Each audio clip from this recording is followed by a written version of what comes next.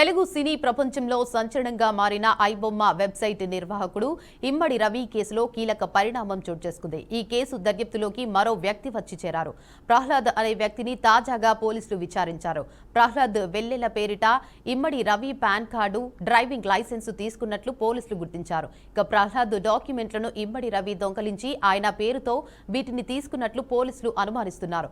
ప్రహ్లాద్ తన room mate అని గతంలో రవి పోలీసులకు చెప్పారు. దీంతో బెంగళూరు నుంచి ప్రహ్లాద్ ను పిలిపించి పోలీసులు ప్రస్తుతం తమ కస్టడీలో ఉన్న రవి ఎదుటే ప్రహ్లాద్ ను విచారించారు. అయితే ఇమ్మడి రవి ఎవరో తనకు తెలియదని, తన పేరుతో రవి పాన్ కార్డు, లైసెన్సు తీసుకున్నట్లు తెలిసి షాక్ కు గురయ్యారని ప్రహ్లాద్ చెప్పినట్లు తెలుస్తోంది. కాగా ప్రహ్లాద్ ప్రస్తుతం బెంగళూరులో సాఫ్ట్వేర్ ఉద్యోగం చేస్తున్నారు. కాగా రేపటితో ఇమ్మడి రవి పోలీసు కస్టడీ ముగియనుంది. ఈ కేసులో దర్యాప్తులో కొత్త అంశాలు తెరపైకి వస్తుండటంతో దర్యాప్తు ముగిసే నాటికి ఈ కేసు ఇంకెన్ని మలుపులు తిరుగుతుందో చూడాలి.